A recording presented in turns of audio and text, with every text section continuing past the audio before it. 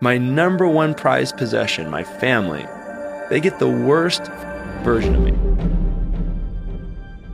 I'm Michael Perry, and this is Win the Day with James Whittaker. You're listening to Win the Day with James Whittaker.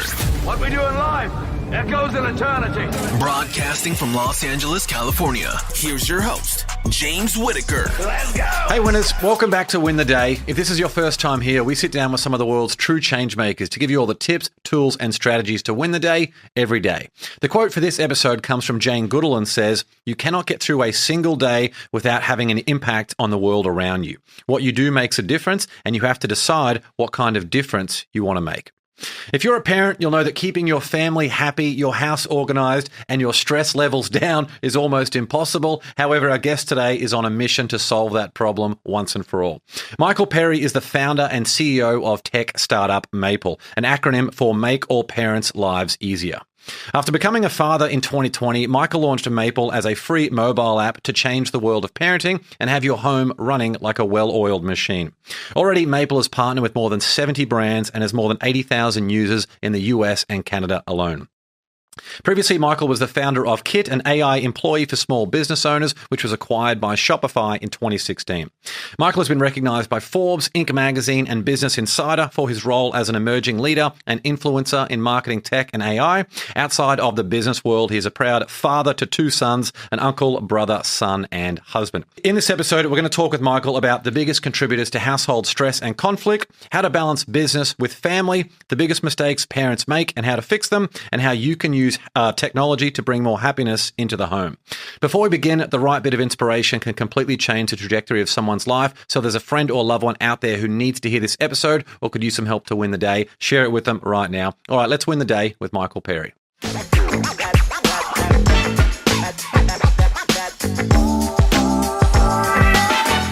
Michael, great to see you, mate. Thanks for coming on the show. Thank you so much for having me. That was probably the most impressive rundown I've ever heard of me. I'm like sitting there being like, damn, this guy, he's this legit. is gonna be good. I'm like nervous now. Like this is a real deal thing. So Yeah, you're like big shoes to fill. Yeah, who is that guy? God, From the I feel like I should be interviewing you. That was impressive. So thank you for having me. Well, I'm so excited you're here, and what a journey you've had. I'm super excited to delve into all of those details. To kick things off, is there a story of struggle or success from when you were growing up that gives us a bit of a sense of what your childhood was like?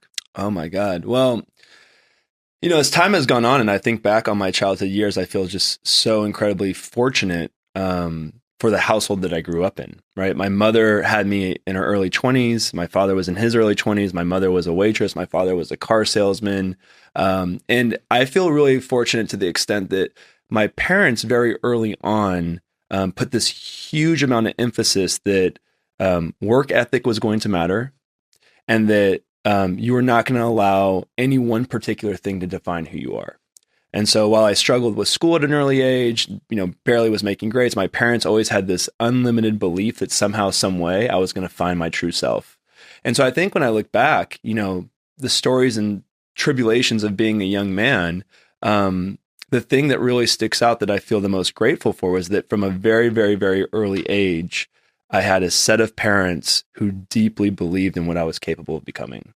So no one particular thing. There's one moment that always kind of sticks out with my mom, you know, marching down to the principal's office, reminding them that though I was struggling to pass classes, that didn't mean I was stupid. And that I just learned in a different way. And I think just all those moments kind of compounding gives you the belief system in yourself to do really great things and overcome very difficult situations. So powerful. Yeah, being taught the right way Yeah. is such a big thing. You know, like the quote, don't judge a fish by its ability to climb a tree. What was Right. sort of some of the strengths you had in terms of learning and some of the weaknesses? And I mean, just looking into your background, it sounds like your ability to form partnerships, relationships, that type of thing seems like a real skill of yours. Well, when I was super young, my dad used to take me to work with him all the time. So I started working when I was 7 years of age. My uncle ran a video store. My father was selling cars, obviously. So I kind of went back and forth between working at a video store on the weekends to going to work with my dad. He used to pay me like $3 an hour to wash cars. He would take me to car shows, take me to, and I really had the privilege of observing someone that was incredibly talented and how he communicated with people. You know, my father used to always tell me, the person who's buying the Volkswagen is just as important as the person that's buying the Rolls Royce. And so just learning how to treat people as an equal as a young age, I think really has set me up for success in terms of like how I've been very successful at developing partnerships, building a business and things of that nature. Just basic human decency goes a very long way. You know, I was always hyper creative in school. But like, I just think sitting in a desk was not the right arena for me from 8 a.m. to 3 o'clock in the afternoon. Where I learned the most was standing on a car lot, standing in a video store, and really learning about how real life worked. And by the time I was 15, you know, 12, 13, 14, all those ages, I was working a 40-hour-a-week job. And by the time I was 18, 19, 20, I mean, I was making $150,000 a year selling cars. And, you know, I think that whole journey is a pretty uncommon story for kids, right? Most kids aren't working at 7 or 10 or 11 or 12 or having the unique opportunity to directly learn from their parents in a business environment, right? And so I've always kind of used that as my competitive advantage that at 37, you know, I've been at it for 30 years. So even though I'm competing against people who might have more runway of time on Earth, they've been here longer and been around the block. I've been at it just as long. You know, I had a lot of struggles that I've spoken about a lot on the show, anxiety specifically when I was in high school and starting university, which I think is something that, in my experience anyway, I don't think it's something that totally ever disappears. I'd read something about your background as well, that you had some struggles around anxiety. I have extreme anxiety. Yeah. I had anxiety even this morning. I had to do my own like mental preparation knowing that I was coming here. And it's something that you have to just recognize that we all have demons that we're battling. I don't think anyone who suffers from anxiety wants to have anxiety. Anyone that's dealing with an anxiety disorder will be the first to tell you it's not like a fun thing to have to take on every day. You know? And it needs to be, it's a difficult thing. It's a bit like back pain. If you haven't gone through it personally, it's a difficult thing to even sort of comprehend. It's so difficult. And like, I've gotten to a place, thankfully, where I can feel it coming on, and I'm able to communicate that now to my wife, and to the people around me that like, I'm struggling right now. It's definitely taken me away from doing some of the things that I love. I used to do a tremendous amount of public speaking. I used to get asked to speak at conferences, because, you know, my story is relatively uncommon to go from, you know, no formal education. I didn't finish college, selling cars, teaching myself how to code, building a venture-backed business, selling it to a publicly traded company, becoming so, you know, I get asked to speak a lot about that because I think there's a relatability in that. You know, I wasn't some kid that was some wizard and then went to Stanford or MIT or Harvard and then became some big success, and that feels so untouchable for so many. Yeah. But I've had to stop kind of publicly speaking a lot because, you know, getting in stage in front of 20 people is almost harder than 5,000 now. Yeah. Right. And just like the anxiety, the triggering is just, it's something that I have to really, really, really want to help that audience understand the possibilities. Where does it come from for you? Is there obviously there's a genetic component with some of these things, but certainly in my experience, there seems to be a mixture of like lifestyle and genetics, as well as just not understanding. Yeah, I'm sure that some of it is deeply genetic. My mom deals with some anxiety as well. Honestly, I think if I'm giving the most truthful answer, I think that there's a lot of self-esteem and self-judgment. You know, in most of the environments, most of the places, where I'm starting to feel like I am melting, that I'm feeling like my heart racing, my hands are sweating, I'm feeling it. It's always almost stemmed around like the judgment of failure. You know, like, is my business going to collapse? Like, I lay in bed at night dripping in sweat. Still, you know, I've been an entrepreneur, software entrepreneur now since I was 21. So I'm 16 years in, and I still have immense anxiety, almost on a nightly basis, about whether I'm going to make it or not in life. It's a big burden to carry, just having any business. Then you throw being a parent into the mix. It's the Iron Man. Yeah, it's the Iron Man. I mean, you know, you're a father. There is no body of work that matters more. It's interesting. I have like less anxiety about doing the job of fatherhood right. I have a tremendous amount of anxiety about my children in the world.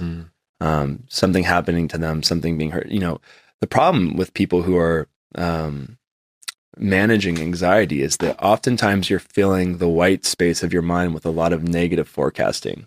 It's like, this isn't going to work. I'm going to fail in front of this audience. I'm going to say something stupid. My kids are going to get hurt. That's so much part of the problem for me. I can't speak to every person out there.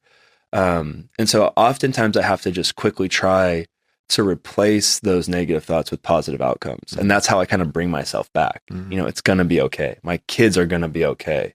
My business, there's no guarantee, but I have a high bar of confidence that my business will survive. It will make it. We will have impact. We will be the company that we've set out for. I will be the father I set out to become, and you have to kind of talk yourself off a cliff. Absolutely. I feel like the anxiety for me in particular was when I was in a situation where I felt I couldn't escape from. Right. So an example of that, me sort of 15 years ago dealing with this stuff, I'd be sitting in a room like this where I'd be thinking, I've got a guest who's traveled to be here. Yeah. It's a situation that I feel like I can't escape from, and that would bring all those feelings on. And I'd be playing out those scenarios that you just mentioned of like, how can I escape? What's the best way to escape? What happens if I can't do that? And then eventually you just have a complete capitulation. It's just not a healthy way to live. And that the question I wanted to ask yourself here then, and I've done a lot of deep work into overcoming this, and it's something I think we're always a work in progress on. But what do you love most about yourself? Well, if I'm being super truthful, I mean, I've worked extensively with an executive coach now for some time. I am someone who I battle with a tremendous amount of self-hatred. So I'm still trying to find that answer.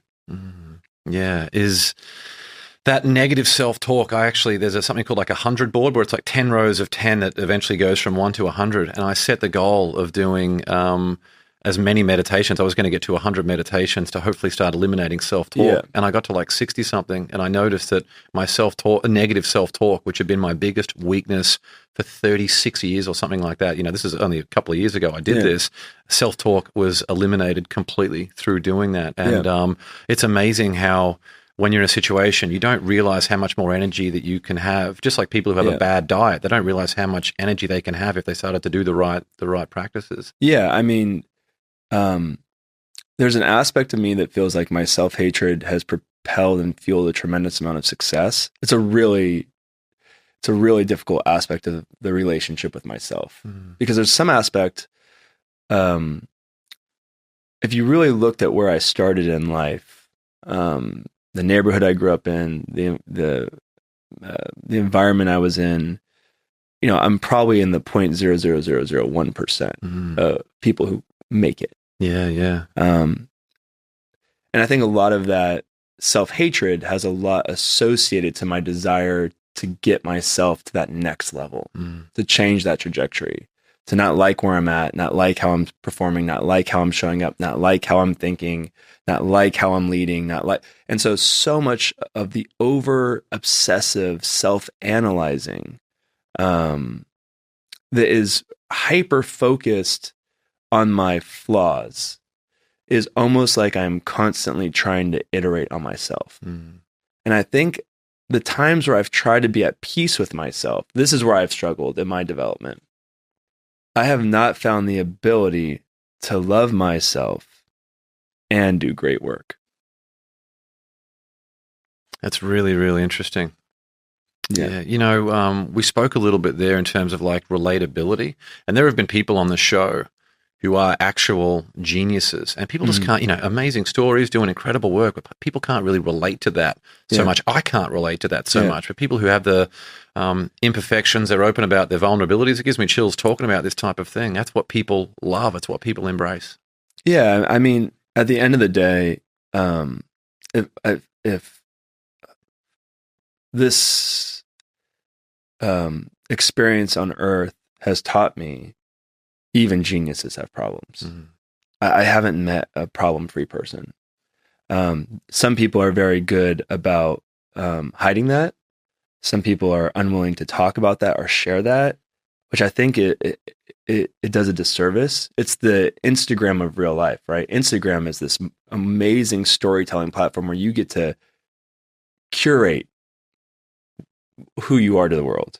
That's 99% of the time not true, right? Not talking about our own flaws means that we're curating ourselves in the public eye. And I think that with the good, there's a tremendous amount of opportunity to become softer and better. You know, it's not just like, oh my God, you're so good at this. It's like, well, fuck. I go to bed at night hating who I am. Like, that's just real life. And there's mornings I wake up and I am like overwhelmed with gratitude with where I'm at. It's a very strong yin yang. Big polarity there. It's huge. And like, the reality of it is, and I always tell this to people, and I believe this, if you like where you're at in life, then you have to embrace all the fabrics that have woven that together. I love where I'm at in life. I love my wife deeply. I love my sons. I love my company. I love where I live. I am overwhelmed with like, my life has turned out exponentially better than I could have ever imagined, ever in my life. But there's a lot of demons that I still hold on to. And I don't know, again, like I said, I haven't been able to, at least bring me back in 10 years and maybe something has changed, but I haven't been able to let go of that. Yeah. It's hard when you're on that journey of acquiring users, raising money. Yeah. Of course, you need more exposure to be able to do those different things. You're carrying the burden of your own home and everything else too. It's a very difficult thing because people are aiming for targets that keep getting moved, you know, another carrot over the horizon. People, we can't help but feel that our life is supposed to be perfect, but no one ever promised that your life is going to be perfect. In fact, it's the complete opposite. I think Stephen Hawking said that nature doesn't allow for anything in life, that doesn't allow for perfection to exist. Yeah. And there's also no balance in the short term. And if you think there is, have kids, because my God, what I've last year, I don't think I've really spoken about this in much detail on the show before. Last year almost destroyed me. I had to take a step back from so many difficult things because we had our second kid thrown into the mix. Yeah. First little bit was great, you know, tired and all that. But when you have a kid who wakes up 4 times a night, a whole host of health problems, you have that for a year and a half. Wow, what that does to derail your day and your life and everything else with 2 working parents. Crazy. There's a whole different level of humility. You know, the last 3 years for me have been extraordinarily beautiful, extraordinarily hard. I have dealt more in the last 3 years and really hyper in the last 18 months. And I'm not a woe is me person. Like, life is fucking hard for everyone. Excuse my language. But it's been tough. You know, like in 3 years, I've had a house burned to the ground. I've lost everything. I've obviously have a 4-year-old and a 1.5-year-old. So I brought a new child home. I started a new company. I raised $6 million in venture capital. I've fired people, rebuilt my team. I've had several family members pass away to illness. I've built a house or building I mean, life's coming at you. But like, one of the things that I deeply believe at this stage of my life, this is the only thing I actually feel that I have some clarity around, is that it takes a long time to understand what are you greedy for. Some people, they're incredibly greedy for money. Some people are very greedy for travel. Some people are very greedy for collectibles, whatever. I'm incredibly greedy to experience life. And if you really believe in that greed, if you really want to experience life, because I'm a firm believer that this is just such a magical thing to get to be alive, then you have to prepare yourself for a tremendous amount of pain, a lot of hardship, a lot of joy, a lot of love, a lot of sadness, a lot of happiness, some depression. And if you miss any of those things, then you didn't fully get to experience the human opportunity that our species is afforded. We're a very unique breed, right? Like, very few animals get to really feel all that. So when this is all happening, house burns down, it's like, well, you can rebuild a house. You know, I also got to balance that out with bringing another baby home. No sleep. Well, someone once told me I wasn't going to have a baby. Raise money, super hard. Well, I also got turned down 50 times from my last company. I'm experiencing it. And I think that when you kind of just approach life in this just super simplistic way of just like, bring it on, let me feel it, Let me have balance. Don't skew it one way for too long. It becomes just so much more digestible. How do you reconcile chasing your own dreams and experiencing all of life while at the same time as putting your children in an environment for them to get the most out of life? Because at least growing up in Australia, for me, it's like there's being in an international relationship, and I guess living in different places from where you grew up, there's that constant pull that you feel like, where should I be and where is the best spot for my children? And just as in our careers, we think about where is the best spot for me in my career development that would set the example for the children. That's a great question. And I recently have had to make difficult decisions around this. First time in my life, I've made decisions as a father versus as a son or a brother. My wife and I made a decision recently to leave the Bay Area. That was a hard decision. My parents live 5 minutes away. My sister lives 5 minutes away. My niece and nephew live 5 minutes away. My brother-in-law, my family was there.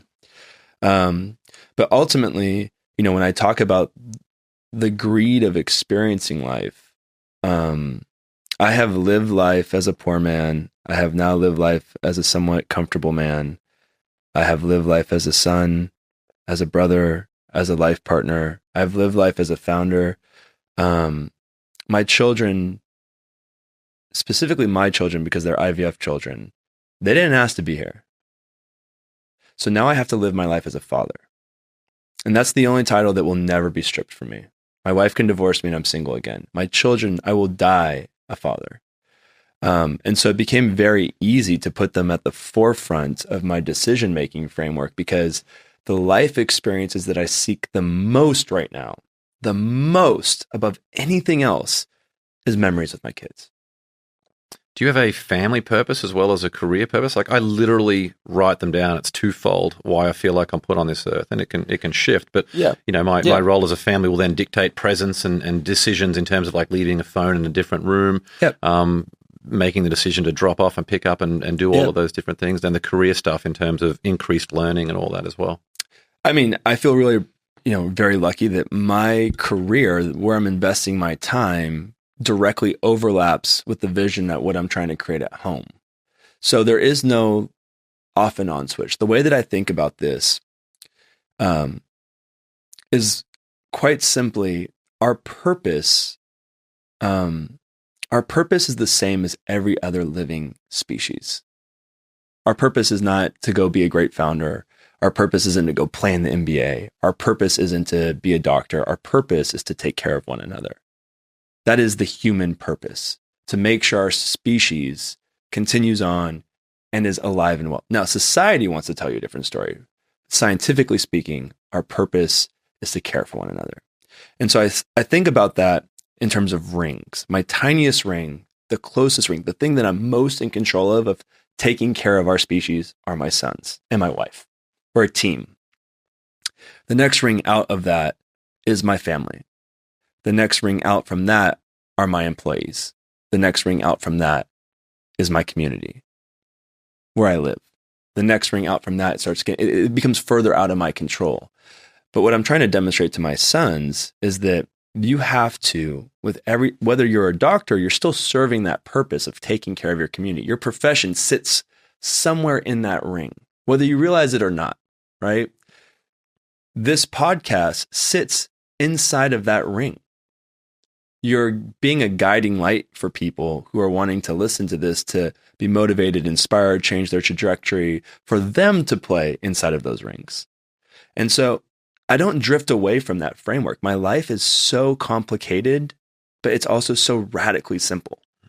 I take care of my children above anything else, and I work incredibly hard to be a thoughtful member of this species. How do you feel about your previous business venture in terms of meaning and just the feeling that you got compared to the work that you're doing now, and how well that you have linked up your personal purpose with, your work? I really think that there has been two lives that I've lived on this earth. I've lived life without children and with children. And when I look at my life without children, I was not the same person I am today. They've been the largest change of who I am. So in my last life, my last company, I grew up in the Catholic Church, and my mother made me be an altar server from 3rd through 8th grade. And one of the most important lessons that I learned in that experience, I'm no longer a practicing Catholic. I find myself much more aligned with Buddhism. But the most beautiful thing that I saw or I witnessed was the act of servitude. Just giving to somebody else. I remember this incredible story, this moment that I experienced where I watched this priest wash the feet of the first pew of people that showed up to church. And afterwards, I was super young. I was like in the 5th grade. And I said, Father, why did you wash their feet? And he said, it's my job to serve them. And I always approach business in this very simple way of, who am I willing to be a servant for? In my last life, I was a servitude to entrepreneurs because my grandfather was an entrepreneur. My uncle was an entrepreneur. The men that I admired were entrepreneurs. And I felt a deep connection to that community to give them every creative and strategic ounce of time that I had on this earth. And I feel very proud of the work that I did, which has quite honestly impacted probably 1 million people. I feel very honored about that and proud that I selflessly worked relentlessly hard for the betterment of those people. And when I became a father, I realized that my servitude was to my children, but my servitude was also my servitude was to sit at that intersection of my family and people trying to build families. It was, how can I give everything emotionally available to my children, and how could I give everything intellectually available to my new community? And so I don't take a paycheck. I work completely for free. I feel very lucky that I've put myself in a position that I could do that. But my servitude is to families. I am a servant to them. I work relentlessly hard for them. How does servitude to yourself in terms of daily rituals fit into that whole equation? You ask the hard questions. I think that, and in my experience as well, to clarify, I feel like rituals, daily routine, all that has evolved so much for me. Trial and error, different phases of life, becoming a parent, different things to deal with. Like for me in the morning, I have my time in the sunshine. I do a journal. I've done it like 700 days in a row now. I need that space to be able to do that, so I have more to give to everyone else. That's beautiful, by the way. I'm probably in a chapter right now in my life where I'm not really taking good care of myself. That's just my only honest answer. There was a chapter in my life where I meditated every day. I found peace in my heart every day. Building a business is incredibly hard, especially at the ambition and the vision that we have at Maple. And being an equal partner in a relationship is really hard. And being a good father is really hard. Being a good son is really hard. Any of those jobs done well require a tremendous amount of time. And I have made, for right now, I have made the very intentional decision to put all of those roles before caring for myself. I don't advise that. I don't think it's a bragging thing. I don't think it's a good thing. But I recognize that my business will fail, my relationship will fail, and my short experience of young children will be regretful if I don't make a very strong commitment to prioritize those 3 things. And there's very little room in my day outside of those 3 things. There are times when you recognize that change needs to occur and you're ready to embrace that. I had one where I'd actually hopped on the scales. I'm someone who just doesn't really eat that much during the day, and I had lost a tremendous amount of weight, and I hopped on the scales. It was at a pediatrician appointment for one of our kids, actually. And I was like, oh my God. And then so just focusing on consistency of workouts and just having that time. I turned 40 recently as well. That was a huge thing for me where I'm just like, in context of legacy and health being so important, in that health has become by far the primary concern. So I have those things, but I wasn't ready for it, and it just wasn't a huge priority as much as it should have been along the way. Yeah. I mean, listen, for those that are watching, preserving your, if you're not around, none of it matters. I mean, it sounds so easy, right? It's like, take care of yourself. I mean, when there's been good surf, I'm an avid surfer. I'll find time to go surf and find some time to separate myself from reality. But I think there's a difference between shaped rituals, consistent habitual behavior versus like these one-off moments where you're recognizing you need to invest in yourself, right? The real good ones, they build consistency. They journal 700 days in a row. They eat healthy. They go to the gym. Whatever it is that people need to build their system around, it's about consistency and discipline. My consistency and discipline, it exists, but it just doesn't exist in terms of me. Right? I get up at 6 o'clock in the morning or 5:30. Whenever my kids wake up, I'm up. I make them breakfast. I'm at work by 7:30, 7:45. My wife takes our kids to school. I work pretty consistently till 4 p.m. I go home. I spend time with my kids. I'm present. I, have dinner with my kids. I wash my boys every single night. I put my boys to bed every single night, and then I go back to work.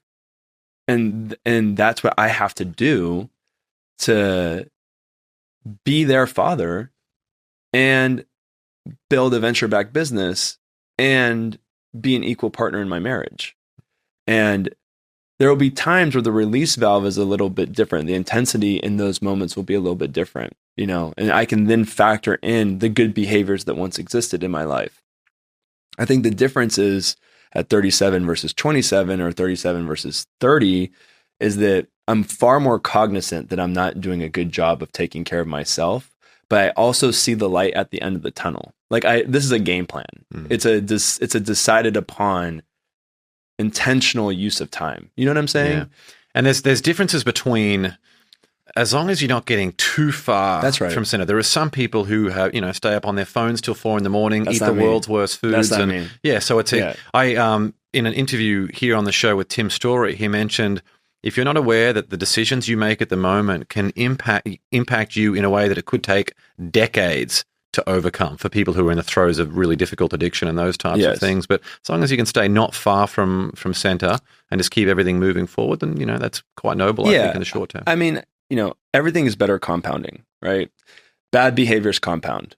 Good behaviors compound. And I think that it's more so having the life experience and on my fourth cycle of building a company, to understand how fragile everything is around me right now. I'm in an incredibly fragile spot. And so, it's my job at the end of the day, when you decide to be a founder and a father, it's my job to protect those two things.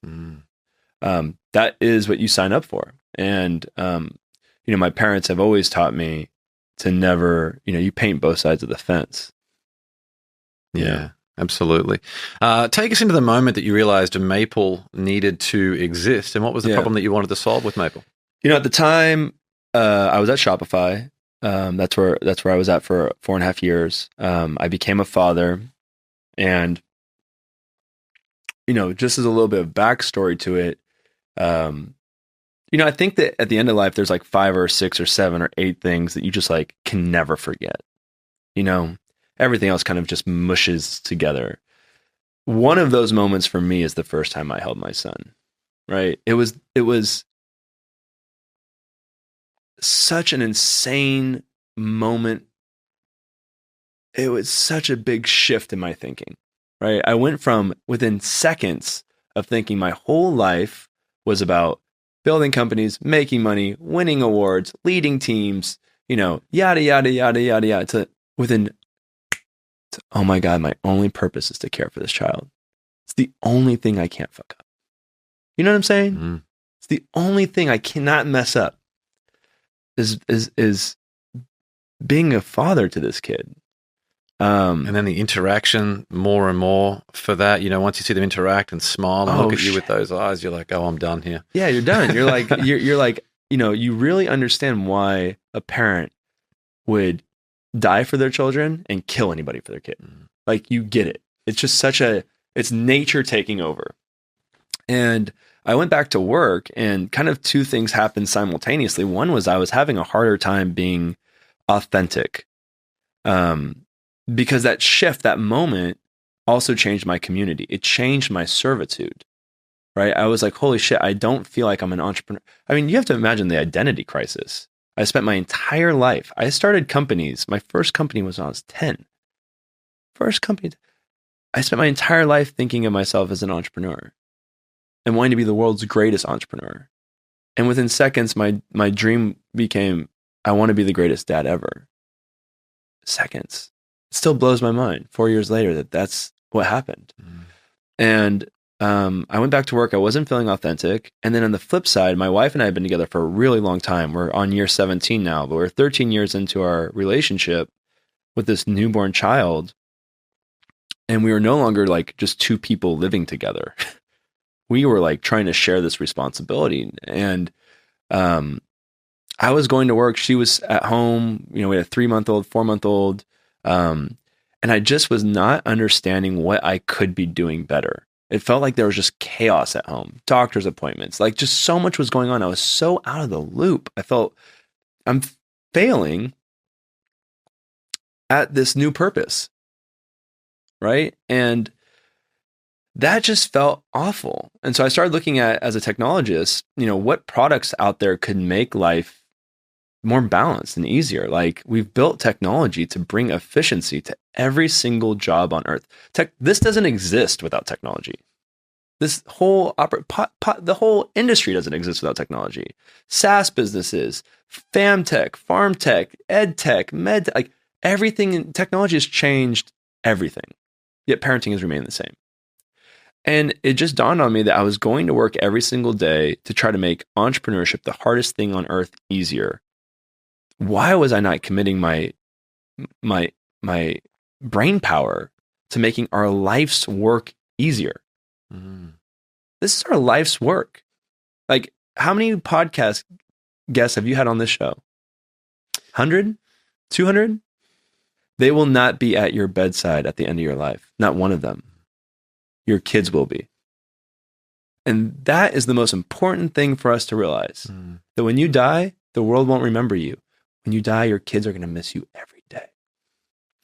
I received a notification on my phone before I came here. It was, the Waze app. I always punch it in wherever I'm going. And it says, would you like Roger Federer to navigate you, as the voice? And I'm like, is there not a better allocation that we could be using of technology? Does it frustrate you when you see companies like Facebook and Instagram and these companies, they have the best psychologists in the world? Kills me. No, it kills me. Yeah. And you're doing stuff to literally change families and legacy and generational. It kills me because we have some of the brightest people in the world trying to figure out how a shark can swim around a cereal bowl. I mean, my God, what's wrong with us? I really think about this. Are we that greedy for the wrong thing? It almost brings tears to my eyes because I'm like, I've been around some actual geniuses, to your point. People whose brain power exceeds anything I will ever be capable of.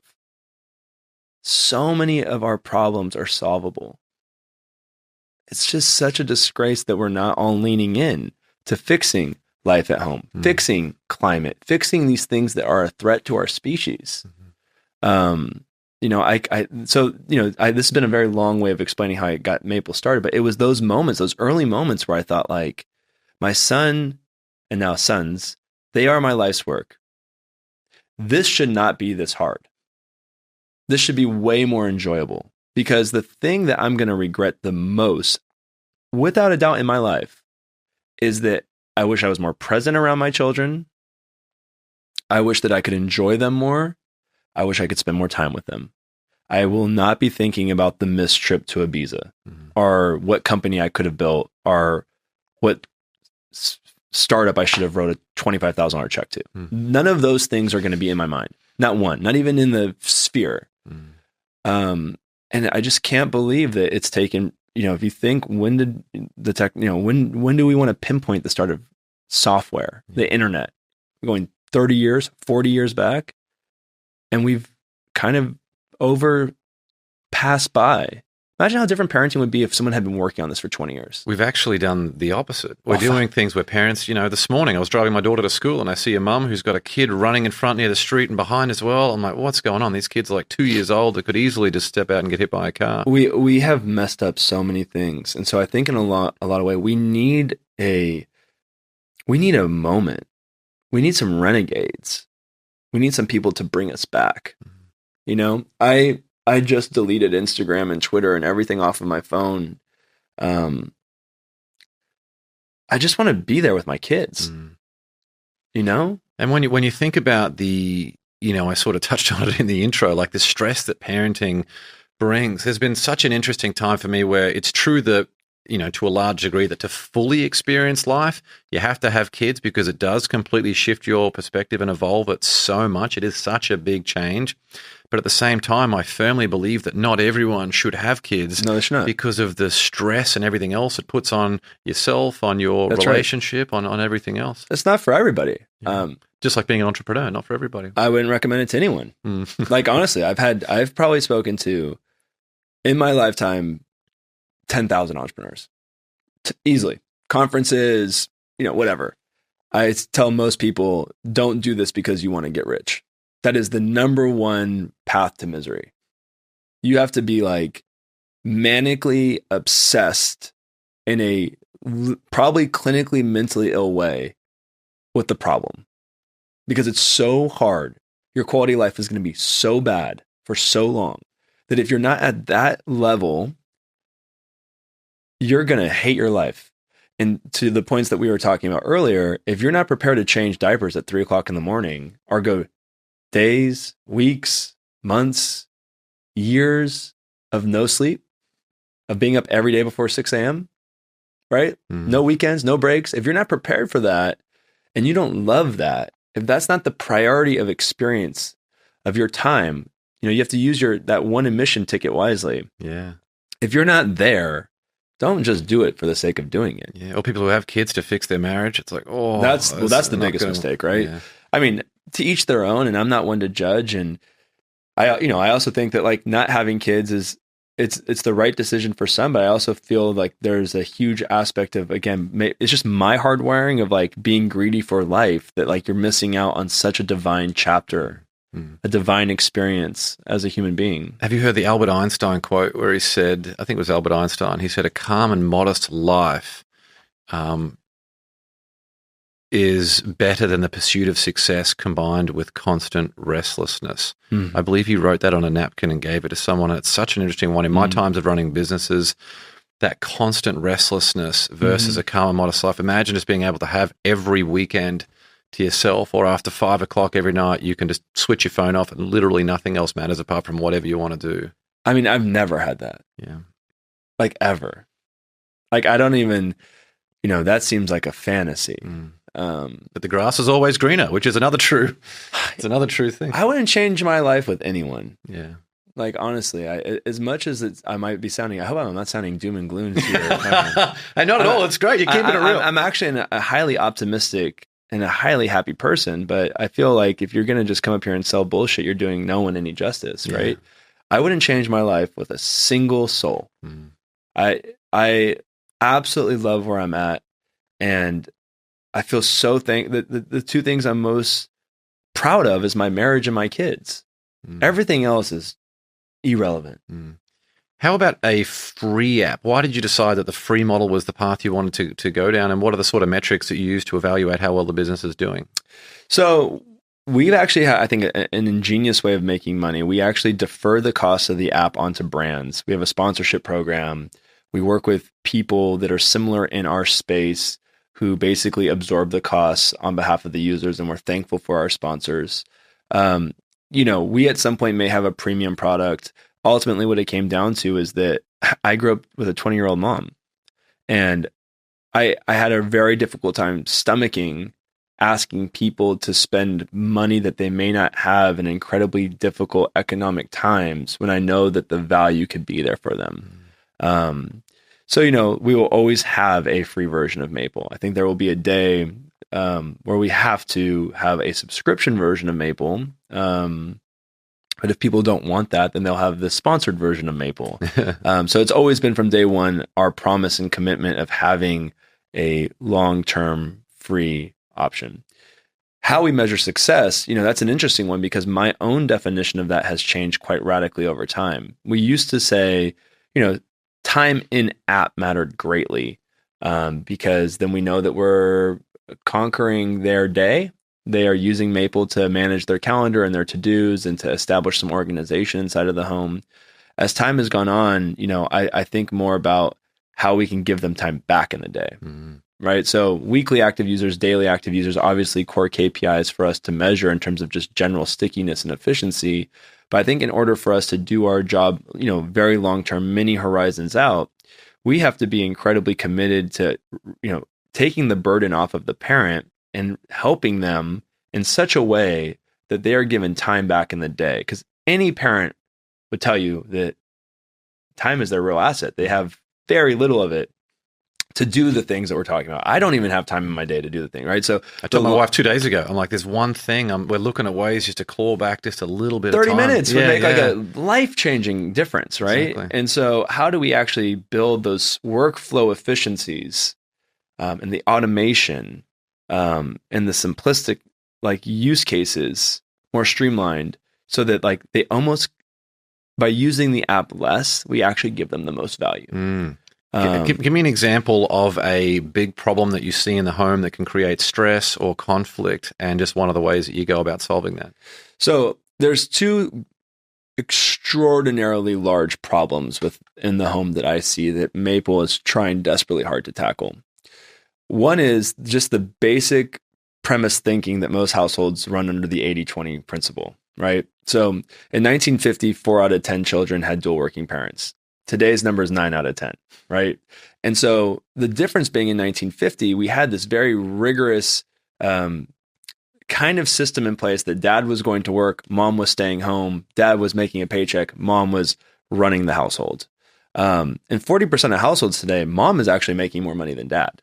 But in almost all households, she's doing more work at home than dad. So there's a tremendous amount of friction and frustration at home around just the actual labor and planning of the house, right? It's so tacky and so cheesy, but it's so true that if you ask most dads, who's your kid's teacher? They don't know the name. Who's your kid's doctor? They don't know the name. When was the last time your kid was at the dentist? They're like, I don't know. Right? Who's planning the vacations? Who's buying the groceries? Who's folding the clothes? You start going down this laundry list of things, and almost always the answer returns back to my wife or mom, right? But she's also doing a 9-to-5 job.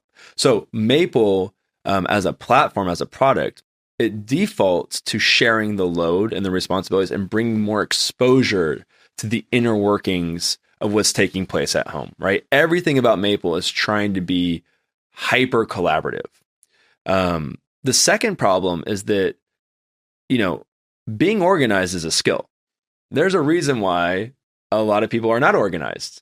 There's a reason why people are obsessed with companies coming in and cleaning out their pantry and organizing their life. There's a reason why a lot of good leaders recognize their own shortcomings and they have the privileged opportunity to hire an admin to help them organize their day, organize their life, maximize and optimize efficiencies. Most parents don't have the skill sets to do that, right? And so life feels incredibly chaotic because the biggest dirty secret about parenting is that, and I'm sure you're probably feeling this right now, is that right around the time your kids turn 2, you become an administrative assistant to your kids, right? You're balancing their school schedule, pickup and drop-offs. You're balancing all their friends' birthday parties. If your 4-year-old might be playing, my son just played t-ball and he's also in karate and he's doing soccer practice and he has swim lessons. And so all of a sudden you are the admin to your kid. And if you don't have the tools and you don't have the organization around that, that admin responsibility falls solely on mom's shoulders. And mom is now trying to balance administrative work for her household, her job, and actually running the household. And so just the general disorganization and chaos of not being able to keep everybody on the same page creates a tremendous amount of frustration. And I think it's fair to say, and one of our core beliefs is that when Maple is successful, we not only can build happier homes, we're building healthier children, because kids feel that stress, tension, the offset of the relationship between their parents. So those to me would be the two big blocks. Oh my God, it happens all. I mean, I won't even get into the details of the horrific feedback emails and support tickets that we have about the venting. I mean, we are deeply in a place in time where we need to redefine what masculinity is and what taking care of your family looks like. It's no longer making a paycheck. That is an expectation. Yeah. That is not the job. That is the expectation. The job now is, how much emotional support are you providing your wife and your kids? And how much labor at home are you willing to support on as well? Especially when the mum is going through pregnancy. Oh my God. It might not even be a successful pregnancy the first time. So you're dealing with emotional things, physical things, all of the feeding and pumping and everything else after that. And then if you have multiple kids, multiple pregnancies in the mix. Back at work, it just becomes unbearable, and it just becomes unfair. I talk to a lot of people, all the time about parenting, and I just keep it really honest, and I think that this has to be more of the conversation, is that when I stood on the altar with my wife, I wasn't marrying an employee. She doesn't work for me. I don't know why people just think that their wife is just going to be working for them, right? We have a partnership. We are co-founders to a life. We co-created humans. So I couldn't imagine if my business partner and I operated in the same environment of a traditional heterosexual household. He would be like, F you, right? We've been building companies for 20 years. Yeah, he'd be like, I'm not signing up for this shit. Yeah. I'm not your lackey. I'm not going to fold your clothes, right?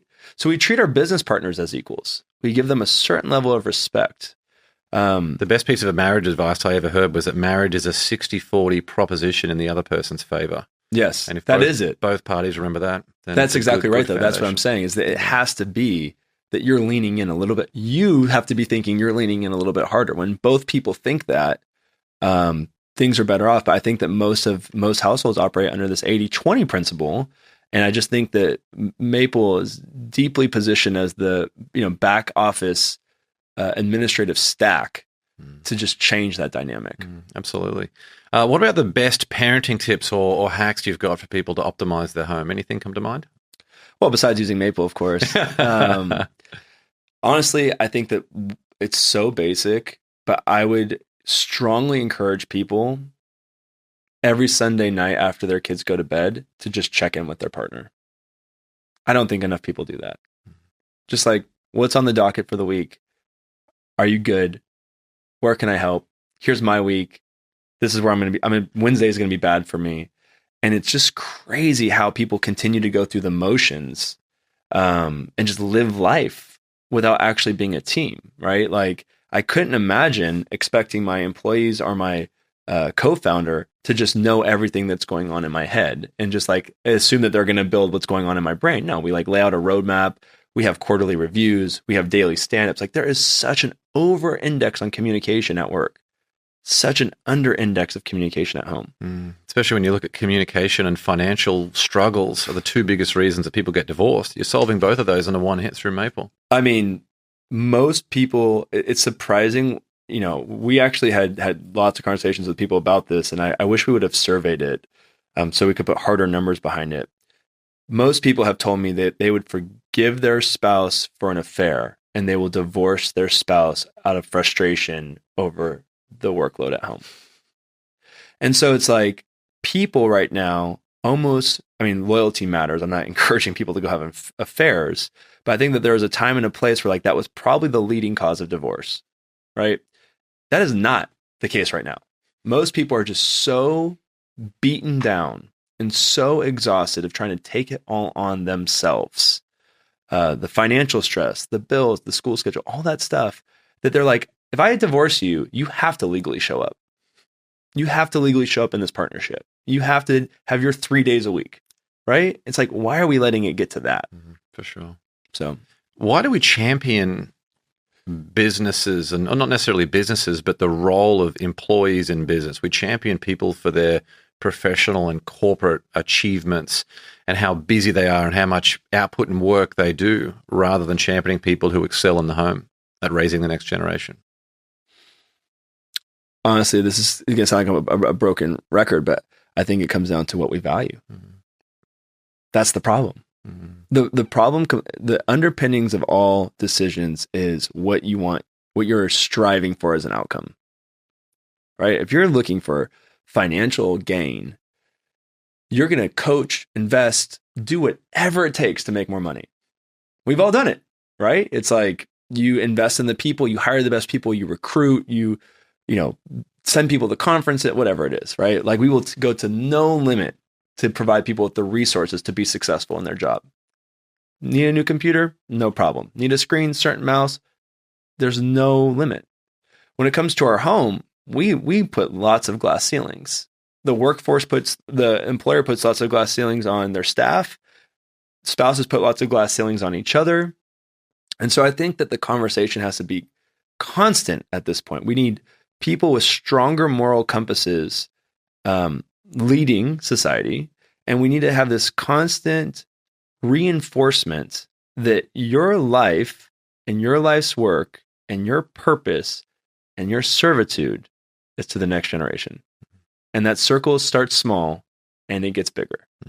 And we don't value that, right? You watch the news, that's not what's on the news, right? You have conversations at work, that's not what the conversations are like at work. Everything around us is an amplification of tension. It's just what we see. Look, there's a like, comment, and share button on everything. It's designed to get clicks. We see the news, we see social media. When we have people who literally are our life in front of us, and it's just like we're not even there, not even present, not even connected with them. I said this, I've never had anything go viral. It's probably the closest anything ever came. I was having a moment. I was on a business trip in New York. I was feeling quite down about some things. And it dawned on me, you talk to most people who've worked with me over, I don't know, let's say 10 years. And, they're going to say a bunch of really flattering things, right? Michael's so charismatic. He's dynamic. He's smart. He shows up. He goes to any dinner meeting. He will do whatever, right? But they're getting the best version of me. They are getting the absolute best cut of the meat. And then in the morning and at night, when you're tired and you're exhausted, your family's getting the tired version of you, the stressed version of you, the beat down version of you. And so I was feeling absolutely horrific that the people that matter the absolute most to me, my number one prized possession, my family, they get the worst fucking version of me. The worst. And they deserve the best. And the reality of it is that when I had this moment and I had this epiphany, every household is like that. Every household is getting the worst versions of each other. Yeah, mine definitely has been. My wife and I had a very big conversation around that. It's like we're racing against the clock until the time when our nanny leaves and our daughter comes home from school. And we are exhausted. Fried. We got nothing left in the tank. Then we've got to make dinner and do all those different things. And try to be kind to each other. Yeah. Under that environment, right? You're beat. You're exhausted. You're drained. You've had a hard day. People are demanding. You're trying to navigate the challenges of life. Yeah. And then the person who you made a baby with, the person who you love, the person who's going to be there for you when you're sick, the person who's going to miss you when you're gone, they're getting the shit version. And I'm obsessed with trying to figure out how I can fix that. For my own family, first and foremost, for my own wife and kids.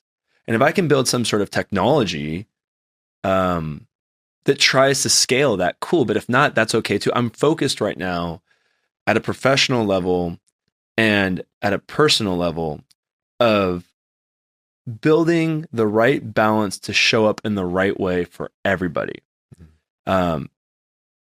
I hate myself sometimes so deeply for being a great boss and being a shitty husband. Yeah. Well, the mission you're on, it's awesome. And I think the parenting journey, I mean, it's just everyone's trying to figure it out. Everyone's like, oh, look at these people. All I can see behind the scenes is, that there's chaos. You see these perfect photos of snapshots and destinations. It's just not real life. Yeah, exactly. And the problem is that it just perpetuates bad feelings. Yeah. Why isn't that me? Why isn't it this? That's the grass is greener on the other side. For sure. It's what's life like behind closed doors in that house? Yeah. You find out all these happy couples and happy families, they get divorced, and it's like, hang on a sec, you were telling me how good your life was for the last 5 years, and all this stuff was exactly right. Going on behind the exactly scenes. right. And I've my mother used to tell me, I think it's really hard going to school and not getting good marks. And I think it's really hard building a business when people think that you're stupid. And my mother used to always say, do not seek external validation, find internal validation. And those were like in my hardest of moments, I was like, holy shit, she's so right. And in a very weird way, we are using Instagram to seek external validation. We use Twitter to share our mind, to seek external validation. We use thought leadership pieces to seek external validation. But what are we doing internally? And by internally, I mean our family. Yeah, it's such a good point. Last question before we move into the rocket round. On your best day, what's an affirmation that you would write on a flashcard that you could show yourself on your worst day? Be thankful.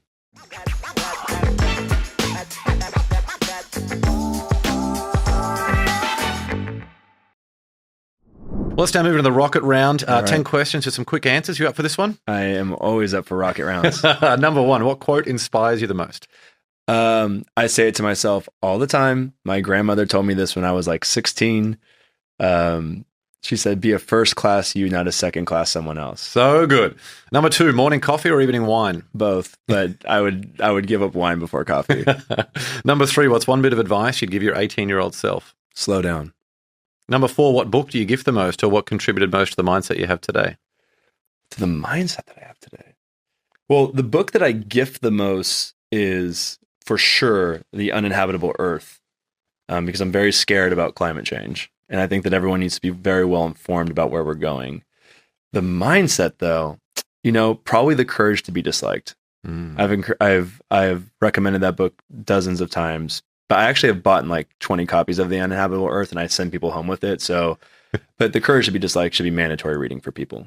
Number five, was there a vulnerability you once hid within that became your superpower? Yeah, empathy. Number six, what's one thing you've learned about failure? It's a part of the process. Number seven, if you could sit on a park bench and have a conversation with someone alive or dead, who would it be? Da Vinci. Number eight, what tool or resource best helps you run your life or your business? What do you think? Maple, of course. Maple can be the only answer for that. Maple for the win, baby. Yeah. I love it. Number nine, share one thing on your bucket list. Seeing my kids grow up. And final question, what's one thing you do to win the day? Find gratitude. I love it. Well, there are a bunch of ways to connect with Maple, and we'll link to all of these in the show notes. You can follow them on Instagram at Grow Maple, Facebook at Grow Maple, and download the app at growmaple.com/install. Again, all that and more will be linked in the show notes. Michael, thanks so much for coming on the show. Thank you, James, for having me. Appreciate it.